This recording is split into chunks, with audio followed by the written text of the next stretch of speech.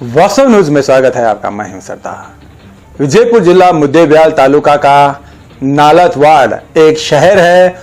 वहां पर पिछली सरकार यानी कि बीजेपी सरकार जब थी, बाबा साहब भीमराव अंबेडकर का वहां पर चौक यानी कि पुतला स्थापना करने के लिए सरकार बाबा साहब भीमराव अंबेडकर का चौक बनाने के लिए, पुतला बनाने के लिए वहां पर उन्होंने पैसा सैंक्शन किया था। मगर अब कांग्रेस सरकार आने के बाद जब जो पिछले एमएलए थे अब वो नहीं रह गए।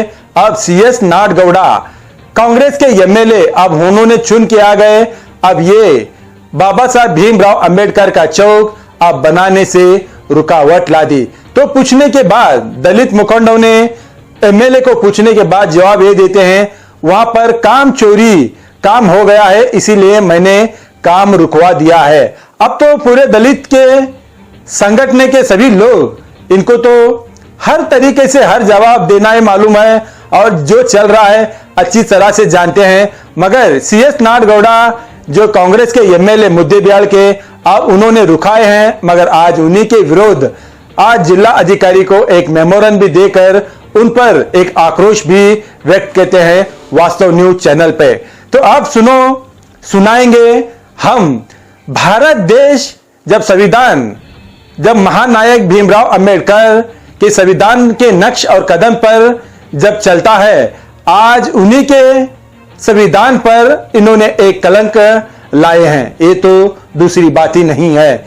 जब कांग्रेस सरकार इन्होंने क्यों रुकावट लाई इस बाबा साहब अंबेडकर चौक बनाने के लिए, आखिर क्यों इतना आक्रोश पर जो दलित मुखंडों ने आकर जिला अधिकारी को एक मेमोरंडम देते हैं और चैलेंज भी करते हैं ताकि आप जैसा है वैसा बनाया, अगर ना बनाएंगे पूरे कर्नाटक में आंदोलन हो जाएगा, फिर आपको इसका नतीजा भुगतना भी पड़ेगा।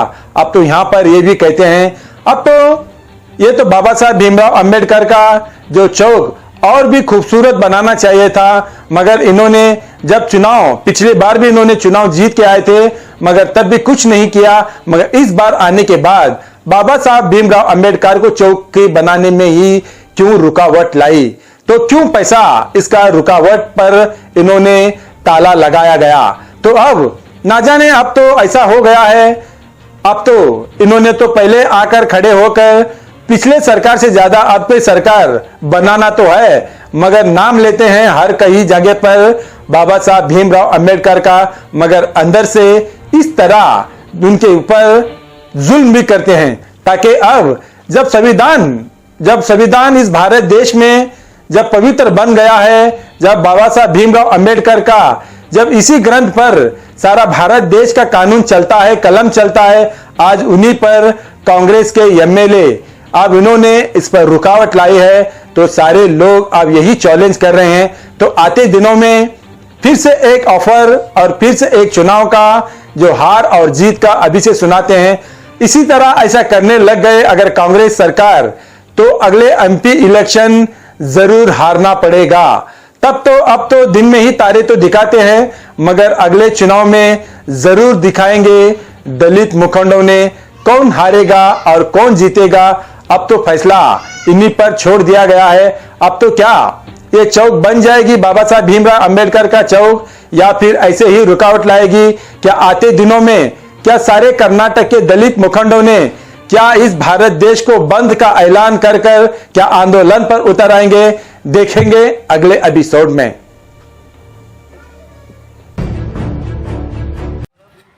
ಹಲೋ ಪಿ ಎಲ್ಲಿ ಬಾಲ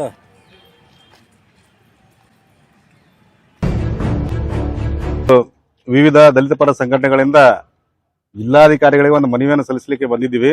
ಏನಪ್ಪಾ ಅಂತಂದ್ರ ಹಿಂದಿನ ಸರ್ಕಾರದಲ್ಲಿ ಮುದ್ದೇಬಿಹಾಳ ತಾಲೂಕಿನ 40 ವಾರ್ಡ್ ಗ್ರಾಮಕ್ಕೆ ಅಂಬೇಡ್ಕರ್ ಪುತ್ಥಳಿ ಅನಾವರಣಕ್ಕಾಗಿ ಒಂದು 50 ಲಕ್ಷ ಬಿಡುಗಡೆಗೊಳಿಸಿದ್ದಾರೆ। ಆದ್ರೆ ಈಗ ಸಿಎಸ್ ನಾಡಗೌಡ ಅವ್ರು ಬಂದ ನಂತರ, ಈಗ ಹೊಸ ಸರ್ಕಾರ ಬಂದ ನಂತರ ಸಿಎಸ್ ನಾಡಗೌಡ ಸ್ಥಳೀಯ ಎಮ್ಎಲ್ಎ ಅವರು ಈ ಬಿಲ್ಲನ್ನ ತಡೆ ಹಿಡಿದು ಕಾಮಗಾರಿಯನ್ನ ಅರ್ಧಕ್ಕೆ ನಿಲ್ಲಿಸಿಬಿಟ್ಟಿದ್ದಾರೆ। ಅದಕ್ಕ ದಲಿತ ವಿರೋಧಿ ಸಿಎಸ್ ನಾಡಗೌಡ್ರ ಅಂತ ನಾವು ಹೇಳ್ಬೇಕಾಕತ್ತಿಲ್ಲಿ। ಯಾಕಪ್ಪ ಅಂದ್ರ ನೀವು ರಾಜಕೀಯ ಮಾಡ್ರಿ ಬೇಡ ನಾನು ನೀವು ಕಾಂಗ್ರೆಸ್ ಮಾಡ್ರಿ ಬಿಜೆಪಿ ಮಾಡ್ರಿ JDS ಮಾಡ್ರಿ ಯಾವ್ದಾರ ಒಂದ್ ಮಾಡ್ಕೊರಿ, ನಾವು ನಿಮ್ಗೆ ಪ್ರಶ್ನೆ ಮಾಡಲ್ಲ. ನಮ್ ಪ್ರಶ್ನೆ ಏನಪ್ಪಾ ಅಂತಂದ್ರೆ ಡಾಕ್ಟರ್ ಬಾಬಾ ಸಾಹೇಬ್ ಅಂಬೇಡ್ಕರ್ ವಿಶ್ವ ಕಂಡಂತ ಅದ್ಭುತಪೂರ್ವ ವ್ಯಕ್ತಿ ಅವರು. ಅವರ ಮೂರ್ತಿನ ನೀವು ಅರ್ಧಕ್ಕೆ ನಿಲ್ಲಿಸಿ ಅದ್ ಕಾಮಗಾರಿನ ನಿಲ್ಲಿಸಿ ಆ ರೊಕ್ಕನ ತಡೆ ಹಿಡಿದಿರಲ್ಲ, ಅದು ನಿಮ್ಗ ನಾಚಿಕೆ ಆಗ್ಬೇಕು. ಅದನ್ನ ನೀವು ನಾವು ಕೇಳಕ್ ಇಷ್ಟಪಡ್ತೀವಿ ನಿಮ್ಗ. ಅದಕ್ಕ ಈ ಕೂಡ್ಲೆ ಏನ್ ಜಿಲ್ಲಾಧಿಕಾರಿಗಳದಾರಲ್ಲ ಮಧ್ಯಸ್ಥಿಕೆ ವಹಿಸಿ ಏನ ಕಾಮಗಾರಿ ಅರ್ಧಕ್ಕೆ ನಿಂತೈತೆ ಅದನ್ನ ಪೂರ್ಣಗೊಳಿಸ್ಕೊಡ್ಬೇಕು. ಆಗೇನ ಬಿಲ್ ನಿಂತಲ್ಲ ಬಿಲ್ ಅನ್ನ ಅವರು ರಿಲೀಸ್ ಮಾಡ್ಬೇಕು. ತತ್ಕ್ಷಣ ರಿಲೀಸ್ ಮಾಡ್ಲಿಲ್ಲಪ್ಪ ಅಂತಂದ್ರ ಮುಂಬರುವ ದಿನಮಾನಗಳಲ್ಲಿ ಜಿಲ್ಲಾಧಿಕಾರಿಗಳ ಕಚೇರಿ ಎದುರಿನ ಉಗ್ರವಾದ ಪ್ರತಿಭಟನೆ ಮಾಡ್ತೀವಿ ಅಂತ ಎಚ್ಚರಿಕೆಯನ್ನ ನಾವು ಕೊಡ್ತಾ ಇದೀವಿ. ಸಂಜು ಕಂಬಾಗಿ, ಕರ್ನಾಟಕದಲ್ಲಿ ಸಂಘರ್ಷ ಸಮಿತಿ ಅಂಬೇಡ್ಕರ್ ವಾದ, ಜಿಲ್ಲಾ ಪ್ರಧಾನ ಸಂಚಾಲಕರು, ವಿಜಯಪುರ. ಇವತ್ತು ವಿಜಯಪುರ ಜಿಲ್ಲೆಯ ಮುದ್ದೇಬೇಳ ತಾಲೂಕಿನ ಹಾಗೂ ನಾಲತ್ತೋಳ ಪಟ್ಟಣದ ಪಂಚಾಯತಿಯಿಂದ ಮಾನ್ಯ ಜಿಲ್ಲಾಧಿಕಾರಿಗಳಿಗೆ ಒಂದು ಮನವಿಯನ್ನು ಅರ್ಪಿಸಲಿಕ್ಕೆ ಬಂದಿದ್ದೇವೆ. ಒಂದೇ ಒಂದು ಉದ್ದೇಶ, ಮಹಾನ್ ಮಾನವತಾವಾದಿ ಡಾಕ್ಟರ್ ಬಾಬಾ ಸಾಹೇಬ್ ಅಂಬೇಡ್ಕರ್ ಅವರ ಪುತ್ಥಳಿಯನ್ನು ನಿರ್ಮಿಸಿ ಹಿಂದಿನ ಸರ್ಕಾರ ಪೂರ್ತಿ ಒಂದು 90% ಕಾಮಗಾರಿಯನ್ನು ಕೂಡ ಮಾಡಿದ್ದಾರೆ, ಓಪನ್ ಕೂಡ ಆಗಿದೆ. ಆ ಕಾಮಗಾರಿಗೆ ಯಾವುದೇ ಇವತ್ತಿನವರೆಗೂ ಬಿಲ್ ಪಾವತಿಸಿದೆ. ಆ ಬಿಲ್ ಪಾವತಿಸಿ ಅಂತ ಹೇಳಿ ನಾವೆಲ್ಲ ದಲಿತ ಒಕ್ಕೂಟದ ಎಲ್ಲಾ ಸದಸ್ಯಗಳು ಹೋಗಿ ಮಾನ್ಯ CS ನಾಡಗೌಡರಿಗೆ ಕೇಳಿದಾಗ ಸರ್ಕಾರಕ್ಕೆ ವಿಧಾನಸಭೆ ನಡೆದಾಗ ಇದು ಕಳಪೆ ಕಾಮಗಾರಿ ಆಗಿದೆ ಅಂತ ಅನ್ನುವಂತ ಒಂದು ವಿಚಾರವನ್ನು ಸದನದಲ್ಲಿ ಹೇಳ್ತಾರೆ.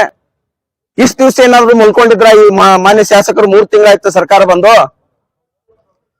ಎಲ್ಲಾ ಅನುದಾನ SFC ಅನುದಾನದಲ್ಲಿ ಮಾನ್ಯ ಜಿಲ್ಲಾಧಿಕಾರಿಗಳು ಪರ್ಮಿಷನ್ ಕೊಟ್ಟಿದ್ದಾರೆ, ಮಾನ್ಯ ಜಿಲ್ಲಾ ಕೋಶಾಧಿಕಾರಿಗಳು ಪರ್ಮಿಷನ್ ಕೊಟ್ಟಿದ್ದಾರೆ, ಮಾನ್ಯ ಮಹಾನಗರ ಪಾಲಿಕೆ ಆಯುಕ್ತರು ಕೂಡ ಇದಕ್ಕೆ ಪರ್ಮಿಷನ್ ಕೊಟ್ಟಿದ್ದಾರೆ.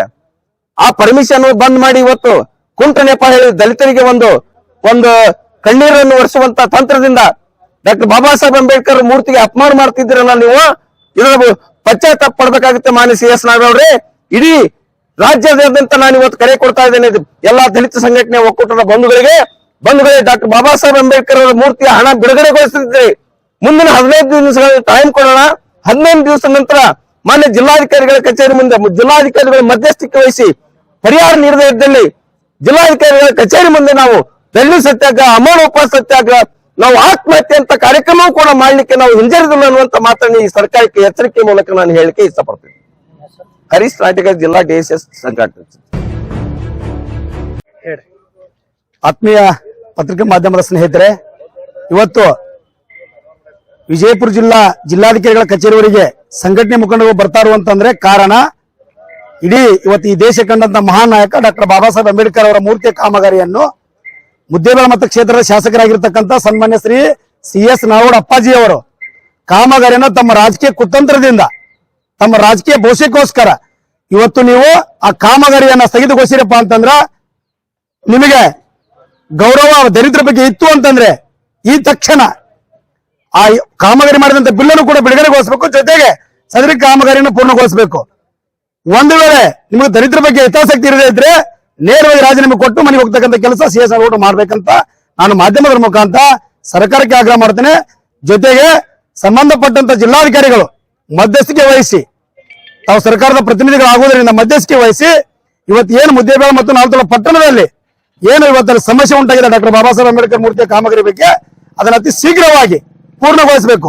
ಒಂದು ವೇಳೆ ತಾವು ಕೂಡ ಏನಾದರೂ ರಾಜಕೀಯ ಕುತಂತ್ರದಿಂದ ಸುಮ್ಮನಾದರೆ ಅಥವಾ ಕಾಲ ವಿಳಂಬ ಮಾಡಿದ ಆದರೆ ನಾವು 15 ದಿನಗಳ ನಂತರ ಮುದ್ದೇಬೇಳ ಮತಕ್ಷೇತ್ರದಿಂದ ಇಡೀ ದಲಿತ ಪರ ಪ್ರಗತಿಪರ ಸಂಘಟನೆ ಮುಖಂಡರುಗಳು ಎಲ್ಲರೂ ಸೇರಿ ಪಾದಯಾತ್ರೆ ಮಾಡುವ ಮುಖಾಂತರ ಇಲ್ಲಿವರೆಗೆ ಜಿಲ್ಲಾಧಿಕಾರಿ ಕಚೇರಿವರೆಗೆ ಬಂದು ಜಿಲ್ಲಾಧಿಕಾರಿಗಳ ಕಚೇರಿಯ ಆವರಣದಲ್ಲಿ ಧರಣಿ ಸತ್ಯಾಗ್ರಹವನ್ನು ಮಾಡಲಿಕ್ಕೆ ನಾವು ಯಾವುದೂ ಹಿಂದೆ ಮುಂದೆ ನೋಡಲ್ಲ ಅಂತಕ್ಕಂಥ ವಿಚಾರಗಳನ್ನ ಇಟ್ಕೊಂಡು ಮಾಧ್ಯಮದ ಮುಖಾಂತರ ಸರ್ಕಾರಕ್ಕೆ ಆಗ್ರಹಿಸ್ತೇನೆ. ಇದ್ರ ಬಗ್ಗೆ ಏನ ಅವ್ರಿಗೆ ಇದು ಮಾತಾಡಿ ಏನಾರ ಇದನ್ನ ಮಾಡಿರೇನ? ನೋಡ್ರಿ, ನಾನು ಈಗಾಗಲೇ ಅದಾಗಿಯೂ ಕೂಡ ನಾನೇ ಅವ್ರ ಜೊತೆ ಫೋನ್ ಸಂಪರ್ಕ ಮಾಡಿದಾಗ ಅವ್ರು ಹೇಳ್ತಾರ ಶಾಸಕರು ಏನಂತೆ, ಇಲ್ಲ ಯಾವುದೇ ಇದ್ರ ಬಗ್ಗೆ ಹಣ ಬಿಡುಗಡೆ ಆಗಿಲ್ಲ, ಇದು ನಮಗೇನು ಗೊತ್ತಿಲ್ಲ, ಹಿಂದೆ ಇರತಕ್ಕಂಥ ಶಾಸಕರು ಯಾರು ಮಾಡಿದಾರೆ ಏನ್ ಮಾಡಿದಾರೆ ನಮ್ಗೆ ಗೊತ್ತಿಲ್ಲ ಅಂತ ತಿಳ್ಕೊಂಡು ಉಡಾಪು ಉತ್ತರಗಳನ್ನು ಕೊಡ್ತಾ ಇದ್ದಾರೆ. ಆದ್ರೆ ಮೊನ್ನೆ ಜಿಲ್ಲಾಧಿಕಾರಿಗಳ ಕಚೇರಿಯವರಿಗೆ ಬಂದು ದಾಖಲಾತಿ ಸಮೇತ ಹಚ್ಚಿ ಅರ್ಜಿಯನ್ನು ಕೊಡ್ತಾ ಇದ್ದೇವೆ. ಕಾರಣ ನಿಮ್ಮ ರಾಜಕೀಯ ಕುತಂತ್ರದಿಂದ ಏನೋ ಕೊಟ್ಟು ನೆಪ ಹೇಳ್ಬೇಡಿ.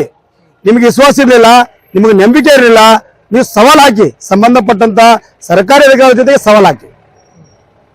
ಅದ್ ಮಾತಾಡಿದ್ರೆ ಏನಾರ ರೆಕಾರ್ಡಿಂಗ್ ಅಲ್ಲ, ನನ್ನ ಹತ್ರ ರೆಕಾರ್ಡಿಂಗ್ ಮಾಡ್ಕೋದು ಮೊದಲೇ ನನಗೆ ಅಭ್ಯಾಸ ಇಲ್ಲ. ಯಾಕಂದ್ರೆ ನಮ್ದು ಏನಿದ್ರು 1 2 ದಾಖಲಾತಿಗಳು ಏನಿದಾವೆ ಈ ದಾಖಲಾತಿಗಳೇನೆ ಒಂದು ಫೈನಲ್. ನಿಮ್ಮ ಹೆಸರು? ಬಸವರಾಜ್ ಪೂಜಾರಿ, ಸಿದ್ದಾಪುರ್, DSS ಜಿಲ್ಲಾ ಸಂಘಟನಾ ಸಂಚಾಲಕರು.